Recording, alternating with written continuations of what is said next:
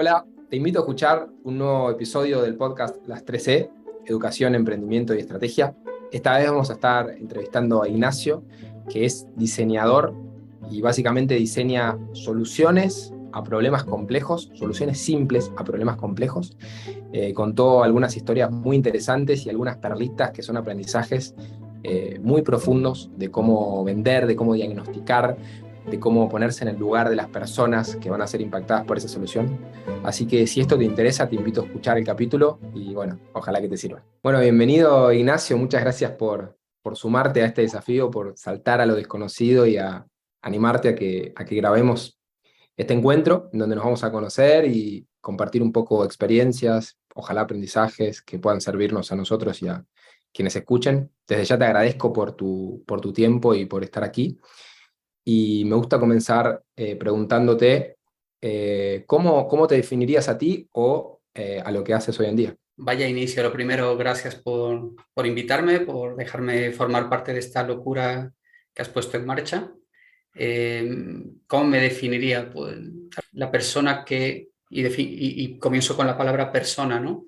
La persona que dedica su tiempo a tratar de entender necesidades y conectarlas con las oportunidades que pueden haber en el mundo en general, ¿no? En general. Y aquí ya se abre toda mi carrera profesional tiene que ver un poco con eso, ¿no? Con ir descubriendo necesidades, encontrar oportunidades y cruzarlas, lo que obliga a tener que investigar mucho en muchas materias, en muchas asignaturas de lo más variopintas para poder dar esas soluciones, ¿no? Entonces, un mundo del descubrimiento permanente, de lo no definido por defecto, ¿no? En ese cambio constante, ese caos permanente, pues yo me encuentro allí, ¿no? Es que es un poco artístico, pero es donde me muevo. Muy interesante esto del cambio constante, ¿no? La única constante es el cambio. Mm, Me, efectivamente. me quedo pensando en esto, o sea, suena muy interesante, muy chulo, y si lo tenemos que bajar a tu día a día, y le quisieras contar a la tía Marta, pues, a qué te dedicas, qué haces, ¿cómo lo describirías? La tía Marta me diría que me busque otro trabajo, más sencillo, seguramente. Sí, es un trabajo eh, siempre de descubrimiento, es un trabajo de mucha escucha de necesidades y problemas que tienen las personas en su día a día, en diferentes negocios, ámbitos completamente distintos. La última temporada estoy vinculado al mundo de la automoción, al mundo del seguro también, que no es exactamente lo mismo. Vengo también de explorar el mundo del transporte de crudos pesados, de petróleo y de la aviación, de la aeronáutica, es decir, y en todos el factor común es es el descubrimiento de necesidades y la búsqueda de oportunidades en esos entornos siempre cambiantes, ¿no? Siempre cambiantes. ¿A qué me dedico en esa dinámica, por llamarlo así? Me dedico a buscar soluciones a problemas que los clientes plantean, que no siempre el problema es el que el cliente plantea, es el que el cliente percibe tener. Mi trabajo consiste en primero descubrir si es que ese es el problema real, si va o va más allá. Si la raíz es otra, hay que trabajar sobre la exploración de cuál es la raíz de eso que el cliente percibe como un problema y luego buscar las soluciones, a veces tecnológicas, a veces organizacionales, a veces metodológicas, a veces un poco de todo, ¿no? Es decir, un trabajo a final de cuentas de siempre explorar, de siempre descubrir, de siempre replantear las cosas, de romper el jarrón, de volverlo a montar. Por eso la tía me diría que me busque otro trabajo más sencillo. Sí, sí. Totalmente. Y de vuelta en pos de simplificar para simplificar el entendimiento también, o para ayudar al entendimiento. Y me sirve a mí entenderlo y quizás a los que escuchen también. Y me cuesta un poco como encasillar lo que haces, ¿no? Porque evidentemente es algo bastante complejo, probablemente fuera de lo común también. Pero digo, si tuvieras que llevarlo hacia un lugar, y quizás tenga un poco de los dos, ¿dirías que tiene más de investigación, como investigación de mercado y tal, o más de ventas, como encontrar la solución correcta para vender algo que realmente ayuda al cliente? Mm. ¿Hacia dónde lo llevarías más dentro de estos dos mundos? Yo soy o me identifico como la antítesis de la venta. Soy el máximo destructor de todas las oportunidades de venta que yo mismo pueda generar, porque la búsqueda de una solución, si quiere ser transparente, no puede estar determinada por el interés de conseguir un resultado llamado venta que se traduce en dinero o en un proyecto o en algo, ¿no? Para mí el foco es en resolver el problema. Entonces el foco para mí está allí. Y luego la resolución del problema puede derivar o no en proyectos, puede derivar o no incluso en la búsqueda de una solución para esa empresa. Incluso hay empresas que no tienen solución directamente, ¿no? Que su mejor forma de salir es venderlo o cerrarlo, ¿no? Es decir, cerrar la actividad, terminar con la actividad, ¿no? Es decir, yo me encasillo y creo que no es teórico, sino me encasillo en ese mundo del descubrimiento, ¿no? Del problema, de la investigación del problema y de la búsqueda dentro de todas las metodologías que podemos tener al alcance, del conocimiento que ya se ha generado por mucha gente brillante, tanto a nivel de métodos como de software, como de hardware, como de todo lo que tenemos creado. Aquí en la humanidad ha habido desarrollos impresionantes desde hace miles de años y algunos que los dejamos a un lado como si no fuesen importantes y resultan ser capitales, ¿no? Porque al final hablamos de personas, ¿no? Entonces, en ese descubrimiento de qué problema real tiene el cliente, qué problema real tienen las personas que llegan a mí o que llegan a mi organización, cuáles de las soluciones que tiene el abanico de soluciones que puede haber en el mundo, no en mi cabeza, porque mi cabeza es limitada, es así pequeñita, ¿no? Del mundo. Todas esas soluciones, ¿cuál de estas resolvería mejor la problemática del cliente? Y eso no siempre termina en un proyecto desarrollado por uno mismo, ¿no? Porque mi función luego es crear la forma, diseñar y desarrollar la forma de ejecutarlo, pero no es el objetivo. El objetivo inicial es buscar una solución. ¿Cómo se ejecuta? Es otra cosa. Lo dicho, muchas veces yo mismo lo ejecuto, muchas veces yo mismo diseño la solución y yo mismo la llevo a término hasta el final, que eso es fantástico, ¿no? Porque vas viendo como son pequeñas criaturas que vas creando, ¿no? Pero no es el cometido. Entonces, no me enfoco a la venta, ajeno a la venta. La venta, como se entiende, por lo menos en el contexto en el que yo me muevo, ¿no? La venta tiene una connotación un poco negativa, ¿no? Es como que te tienen que comprar algo, ¿no? Es necesario que te compren algo, tenga o no tenga valor, ¿no? Y creo que la dinámica del mercado es distinta, ¿no? La gente va a aquello que le genera más valor. Cada uno tenemos nuestras prioridades a la hora de definir qué es valioso para cada uno. Yo ahí no entro, cada uno definirá los valores. Entonces, como a lo que me dedico es a solucionar problemas, doy por sentado que el que está planteando el problema le da valor a aquello que quiere solucionar, aquello que quiere cuidar porque se ha roto o tiene la sensación de que no es estable o que simplemente puede mejorar y quiere mejorar y no sabe cómo, no encuentra la fórmula. Entonces necesito una visión más espacial, más panorámica para poder dar esa solución. No sé si te respondo, porque al final es un poco todo, tiene su puntito de complejidad. Luego es muy sencillo, pero tiene pinta de complejo porque abarca muchas cosas, abarca todo el proceso, desde el conocimiento de la investigación, la renuncia a los planteamientos propios dentro de ese proceso de pensamiento, hasta la definición de, bien sea modelos de negocio, aquí entra mucho el design thinking, ¿no? El modelado de negocios o las diferentes metodologías, las ágiles, las no ágiles, la gestión de proyectos que no tiene nada que ver con las metodologías ágiles, en fin, todas las dinámicas que podemos tener y que pueden confluir y contribuir a este problema singular, ¿no? Me parece increíble, creo que me sigue gustando entenderlo. Hay algunas cositas que todavía quiero, unas pinceladas que me gustaría que profundices un poco más. Pero lo primero que quiero decirte es, me fascinó, me encantó la forma en la que dijiste lo que vos llamás no venta, que por lo menos en mi lectura es la forma correcta de vender.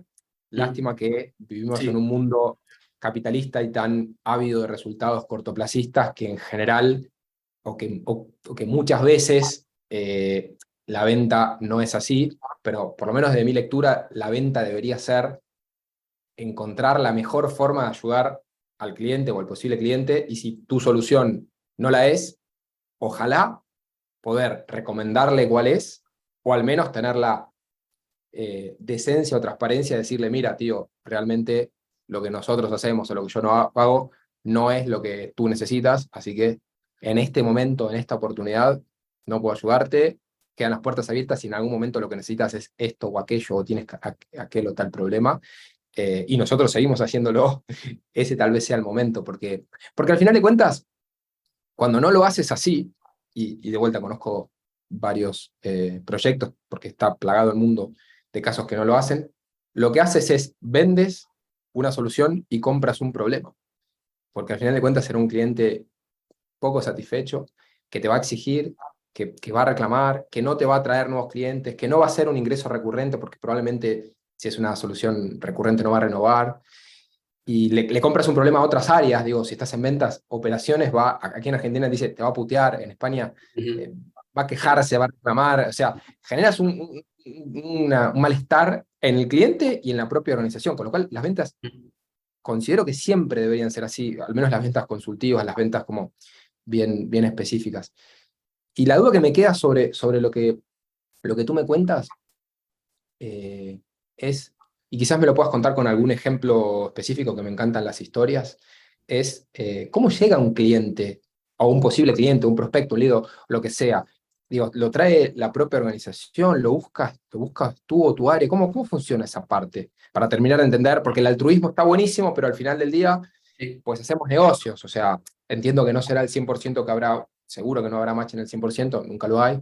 Pero ¿cómo es ese proceso Okay. en tu caso? La posibilidad, la única posibilidad desde mi punto de vista de que un proyecto tenga éxito es que todas las condiciones necesarias para que tenga éxito se den, y parte de que ambas partes del acuerdo, a veces son 3, a veces 4, normalmente jugamos a 2 bandas, ¿no? Cliente-proveedor es lo más habitual, no siempre, ¿no? Pero lo más habitual es que ambos reúnan las condiciones, es decir, quien provee el servicio tiene que estar en capacidad de ofrecerlo. Quien provee un producto tiene que estar en capacidad de crear, desarrollar o distribuir un producto que cumpla con las exigencias o necesidades que están en el otro lado del río. El otro lado del río tiene unas necesidades, yo tengo que ser capaz.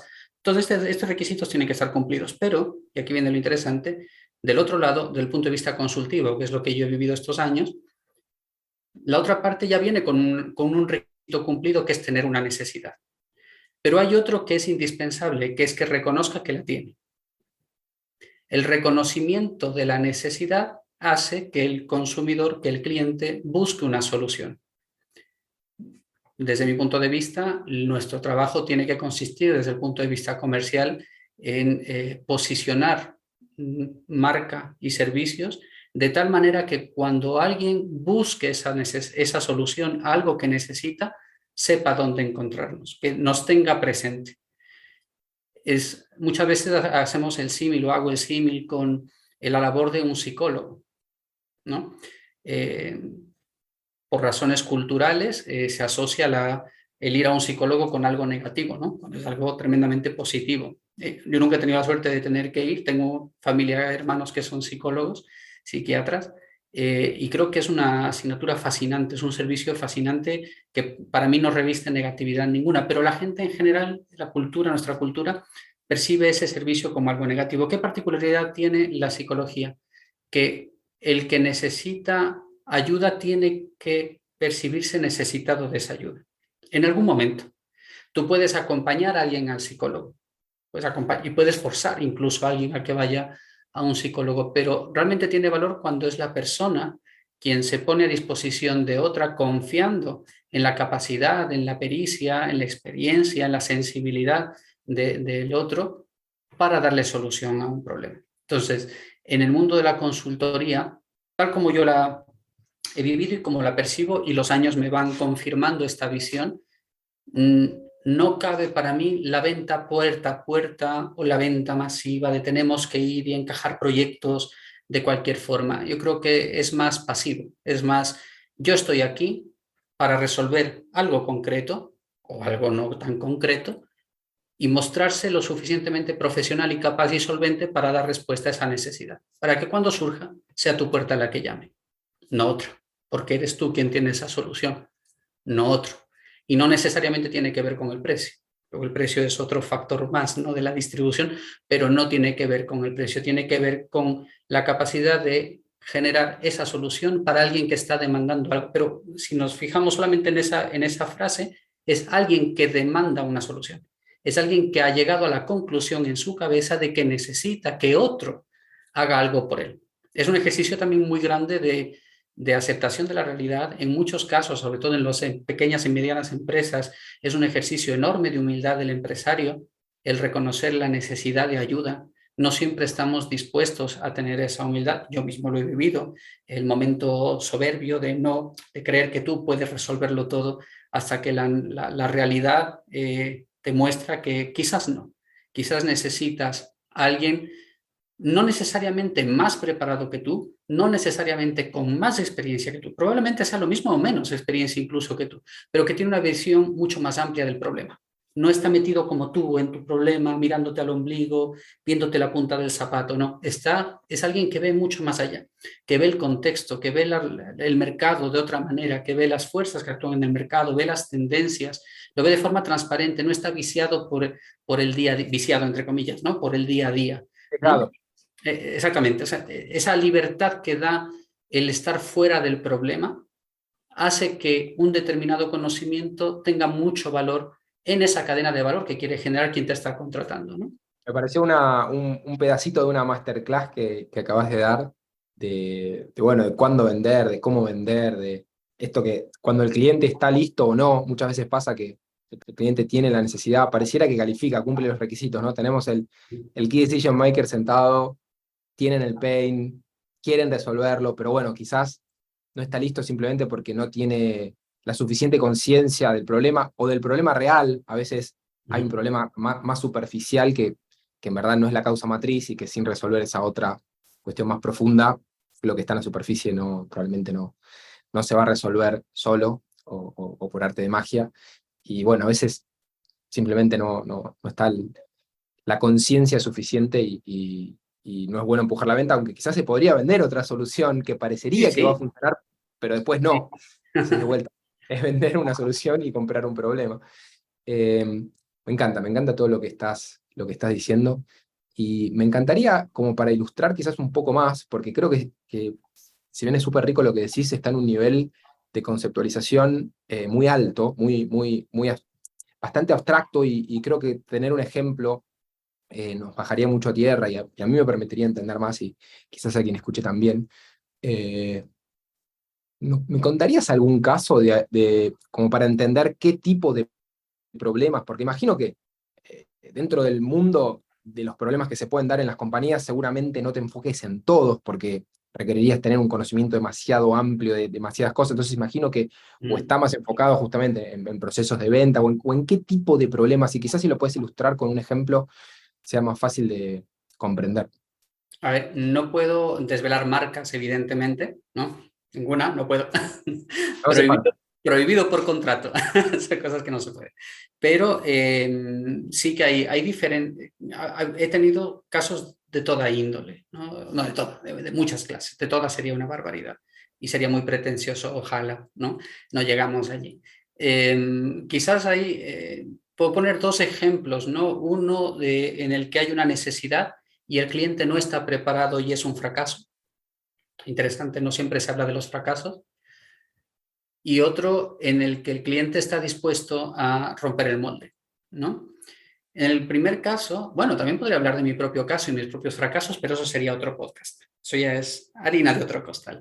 El caso del cliente que viene con un problema y requiere una solución y no está preparado para ella, no está dispuesto a buscar una solución efectiva para lo que está enfrentando. Es una marca de coches que tiene necesidad de digitalizar los procesos de postventa en toda su red de concesionarios. Dice, bueno, es un proyecto fantástico, es un proyecto muy grande, el escenario es un poco complejo, ¿no? Hablamos de centenares, incluso no puedo referir ni la cantidad porque podríamos llegar a deducciones, ¿no? Centenares de instalaciones que representan varias marcas que se inicia un proceso de digitalización, ¿vale? Cuando aterrizo en ese proyecto, el proceso ya está arrancado, pero está iniciado el proceso de implementación de tecnología sin haber analizado aquellas causas que hicieron en su momento que no se digitalizaran antes. estamos en el año que estamos y desarrollo de sistemas tenemos de hace unos cuantos de años, ¿no? Es decir, por alguna razón o varias razones, estas empresas no han llegado a un grado de digitalización X. ¿Por qué nadie se preguntó? Hay un interrogante, ¿no? ¿Por qué nadie se preguntó por qué no se digitalizaron antes?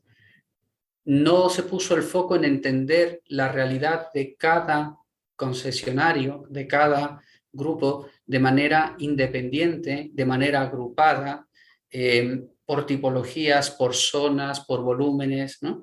Y luego entender la idiosincrasia, porque en cada región tenemos un comportamiento, es decir, la cultura, la cultura que tenemos en cada región es diferente y esto no sucede en España, sucede en todo el mundo, ¿no? Habitualmente decimos los del sur son más agradables, son más cercanos, los del norte son más lejanos, más fríos. A veces le echamos la culpa a la temperatura, no sé, le asignamos, no soy antropólogo, así que tampoco podría determinar por qué, pero es cierto que en cada región hay una característica diferente en su comportamiento, en la forma de relacionarse, y eso influye también en la gestión de los procesos. Cuando se digitaliza, tienes que tener en cuenta la cultura de la gente. Pongo un ejemplo. Un concesionario que está en una zona extrarradio fuera de la ciudad, los clientes cuando van tienen que recorrer centenares de kilómetros. ¿Por qué? Porque es una zona rural, montañosa, pues no tienes concesionarios en cada loma. Entonces hay que desplazarte. Este desplazamiento hace que el cliente tenga que saber por qué va, cuándo va y cuándo va a volver, porque además necesita su vehículo para poder volver. Luego resulta que además este cliente que viene desde lejos es un cliente que trabaja, en este ejemplo, ¿no? Que trabaja en el campo y la mayoría de clientes de este concesionario tienen su actividad agrícola. Por tanto, son empresas pequeñas, a veces unipersonales o familiares que no se pueden permitir un día de no producción. Entonces, ya estamos viendo que hay un comportamiento del concesionario respecto del usuario por su dinámica. Me voy ahora a la ciudad. En la ciudad tenemos el taxista. El taxista no puede permitirse estar sin el taxi un día. Necesita mucha previsión, necesita tenerlo todo organizado y necesita que el concesionario no falle. Es decir, solamente con estos dos ejemplos tenemos una referencia del tiempo de respuesta de uno respecto del otro completamente diferente. El que viene del campo y sabe que va a la ciudad, sabe que va a dedicar el día, su jornada a la ciudad. ¿Por qué? Porque tiene que dejar su coche, su carro, su vehículo en el taller hasta que termine. En el caso del taxista, no. En el caso del taxista entra y 2 horas después tiene que salir porque necesita trabajar. Solamente esta connotación hace que la dinámica del concesionario sea completamente diferente, con lo que si yo quiero establecer un estándar para los dos, tengo un problema. Uno de los dos no va a cumplir. Cuando tú quieres digitalizar una red, como en este caso, he puesto 2 ejemplos, pero aquí ejemplos hay un montón de la misma red de concesionarios, de diferentes clases de comportamiento, de perfiles de clientes, de estructuras, no sé, concesionarios con 2 asesores de servicio o con 10 asesores de servicio, una instalación de 1.000 metros cuadrados, una de 10.000 metros cuadrados, una con talleres deslocalizados, otra con taller centralizado, cambia, una con servicio de transporte, entrega, recogida a domicilio y otro no. Es decir, es tan distinto todo que establecer una sola dinámica para todos cuando son además empresas privadas porque no pertenecen a un mismo consorcio es muy delicado, es una acción muy delicada. Cuando llegó este proyecto estaba establecido que todos tenían que trabajar igual. Claro, eso es un problema. Entonces se plantea una metodología de implementación que permita descubrir, para no parar el proyecto, descubrir simultáneamente las necesidades operativas de cada uno de estos concesionarios para hacer las adaptaciones que necesiten, partiendo de que tenían que haber unos mínimos comunes, unos requisitos que sí que tenían que ser comunes para todos. Ese establecimiento de requisitos tenían que ser los mínimos indispensables y que generasen valor a la red como conjunto, como colmena, no como unidad. Cuando tú le planteas esto al cliente, la primera reacción de quien dirigía esto por parte de la marca, su expresión fue, esto es muy ambicioso, porque se dio cuenta de, coincidimos, sincronizamos el mensaje, es decir, aquí tienes este problema y si continúas por esta vía, esto se puede romper, porque en algún punto alguien se quiebra, alguien. algún momento. Y eso puede generar una cadena de desastres, ¿no? Y por otro lado teníamos una propuesta metodológica de implementación de tecnología que implicaba cambiar el modelo del concesionario formando a cada uno de los usuarios, pero este ejercicio implicaba triplicar el tiempo invertido en cada concesionario. Es decir, por hablar de forma concreta, en lugar de que un consultor fuera a un concesionario durante 2 o 3 días a decirle a la gente, ahora pulsa este botón, ahora pulsa este, ahora pulsa el otro, que esto sería formar en las funcionalidades, si quieres, de una herramienta XY o de varias herramientas, ¿vale? Pasamos a un escenario en el que el consultor va a descubrir con el cliente la mejor forma de aprovechar no una tecnología, sino el conjunto de tecnologías que tiene, el ecosistema tecnológico que ya está instalado. Aprovechar la tecnología instalada. ¿Para qué? Para después de ese proceso que requiere más tiempo, porque es una inmersión en un modelo que requiere más tiempo, al finalizar se extendiese un conjunto de recomendaciones para que la instalación, el concesionario, pudiese continuar esa ruta, ese desarrollo. Es decir, dejamos de ser invasivos en 2 días a un proceso humanizado, si quieres, de aproximación a la tecnología, aproximación a un nuevo proceso, un nuevo modelo de gestión adaptado a la realidad de cada uno, pero siguiendo estándares de marca. Eso era muy interesante. Hubo un cambio en la dirección del grupo y el proyecto cambió de rumbo, sí. No, me quedé con una cosita que decías, y perdón que Sí. interrumpo tu historia, que está buenísima. La diferencia que hay, ¿no?, entre decir, las cosas se tienen que hacer de esta forma y no me importa quién seas, ni cuáles son tus situaciones, ni tus problemas, lo tienes que hacer, como yo lo digo, que a veces eso también se baja a ventas. Este es mi producto y tienes que, y lo usas así, pero si es otro tu pain, pues que siga. Versus esto que dices, ¿no? Tomar a los clientes, que al final son clientes, porque o son stakeholders, digo, más allá de que sean proveedores, marca única o no, al final del día, que ellos hagan bien su trabajo va a hacer que repercutir mejor en la marca, en las experiencias de uso y demás.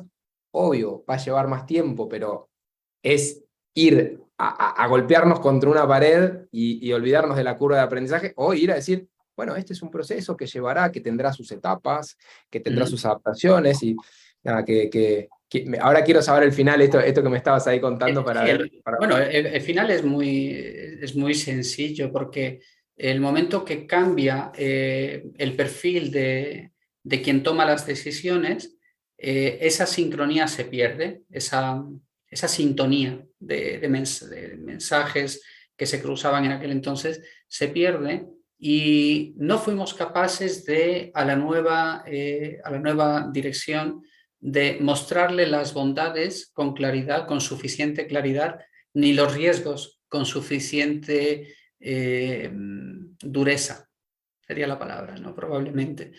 Y se dio un paso hacia atrás, acelerando todos los procesos de implementación y dejando de lado toda la metodología que tenía en el centro a la persona.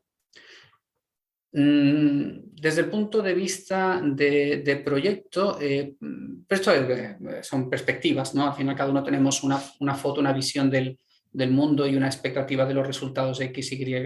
Creo que el cliente cumplió sus objetivos, quería implementar la tecnología, ese objetivo se cumplió, pero desde mi punto de vista, como soy mucho más exigente en este sentido, creo que se perdió una oportunidad de generar una verdadera transformación en los modelos de gestión para el usuario, en los modelos de gestión también internos de los concesionarios, una oportunidad. No se ha perdido para siempre, esto es una etapa de este grupo y ahora continúa otra etapa, ¿no?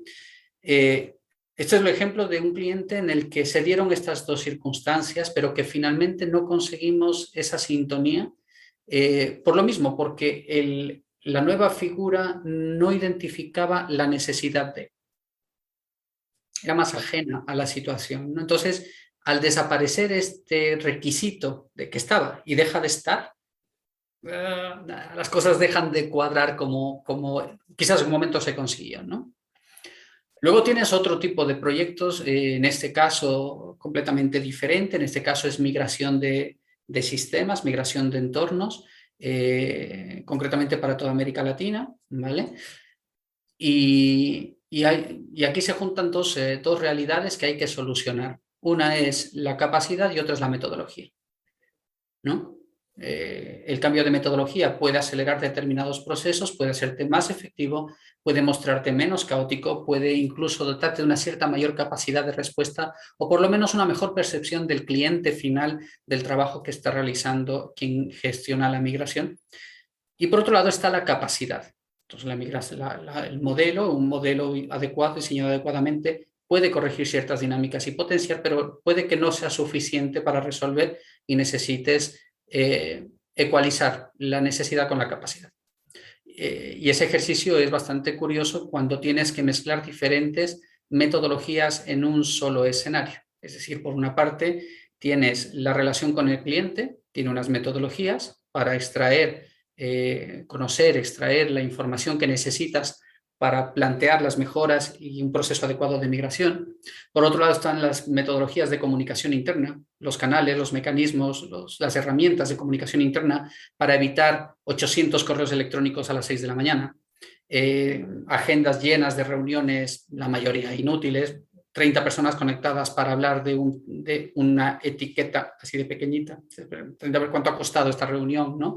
Esas dinámicas son las que se intentan corregir. Entonces, diseñar un modelo, aquí es donde aparece la palabra modelo, ¿no? Diseñar un modelo que permita absorber todo lo mejor de diferentes metodologías que tienen que convivir en una sola, lo que estás intentando es evitar el efecto negativo que puede tener para el cliente y para el cliente final, para el usuario final, la aplicación, como los caballos de carrera, ¿no?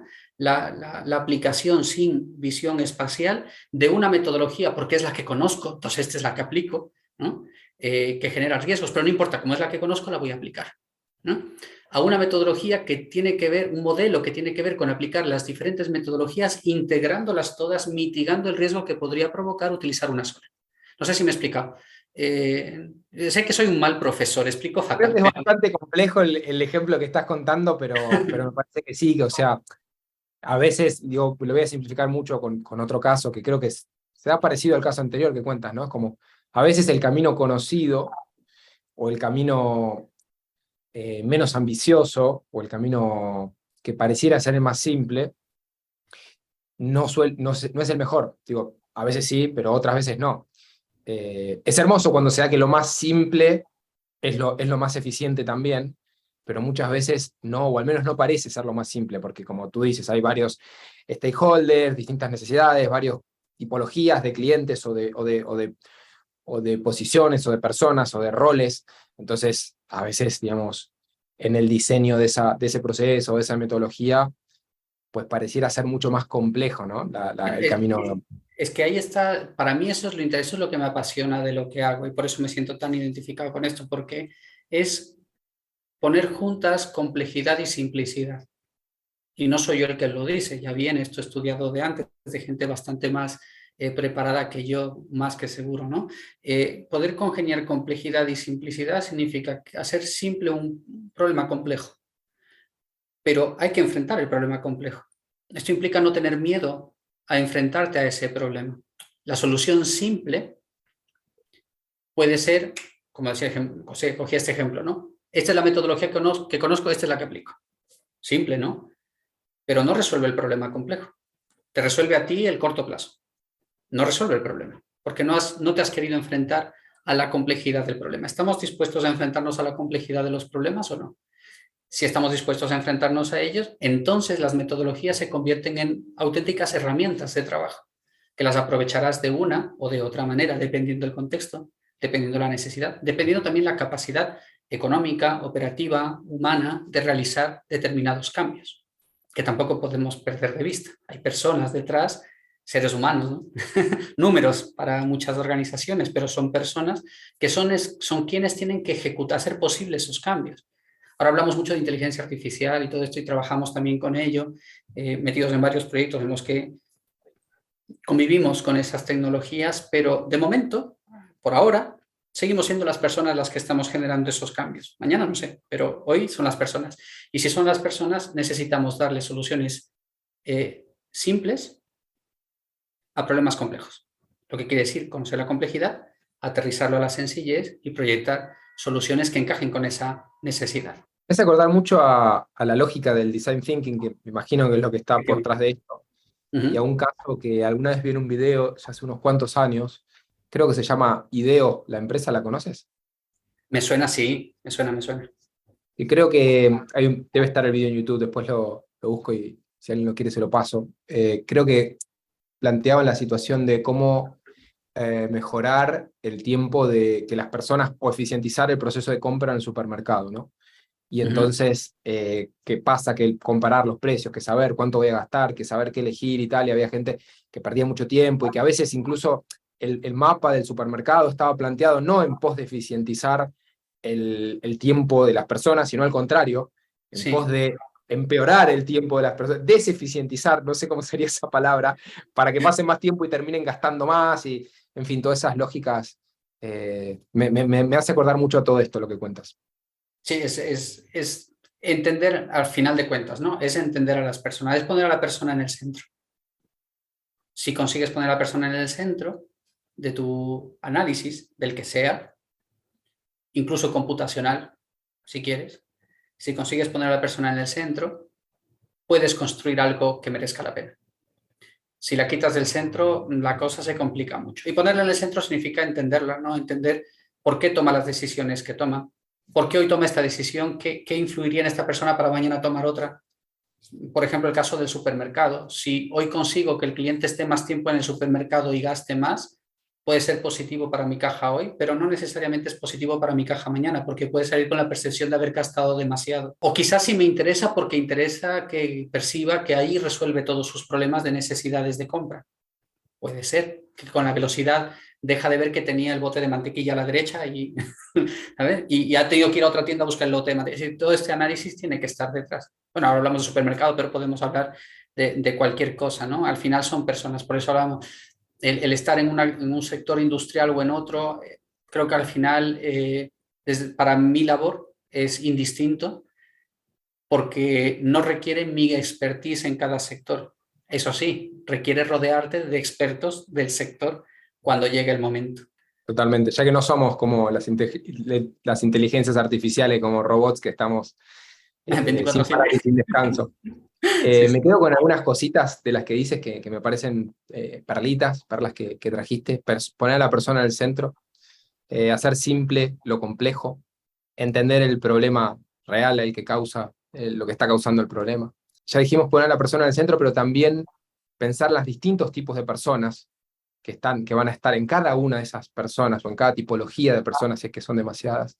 ¿Agregarías algún otro punto así que digas, si quieres usar un poco de esto, alguna otra cosita que resuma un poco todo lo que estuviste mencionando o alguna cosa importante que quieras resaltar?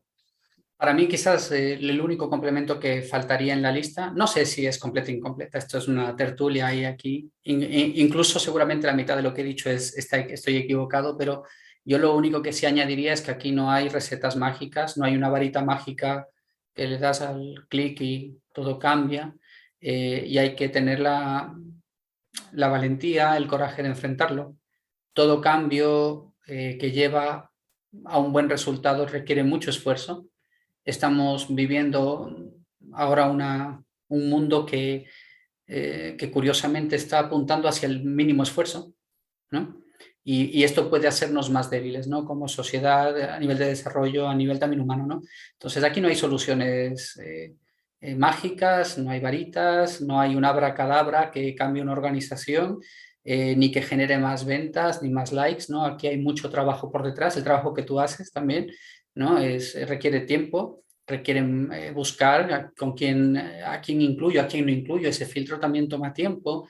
Luego te equivocas y das conmigo, cosas de estas pasan. Para nada. Producirlo, luego difundirlo, luego hacer seguimiento, todo eso es un esfuerzo, ¿no? Y parece todo muy fácil, ¿no? A un podcast, ¿no? Un podcast parece que nos hemos sentado aquí los dos y aquí ya no hay más trabajo, ¿no? Y sin embargo, para mí no, para ti sí, a ti te queda todavía un trabajo por delante, ¿no?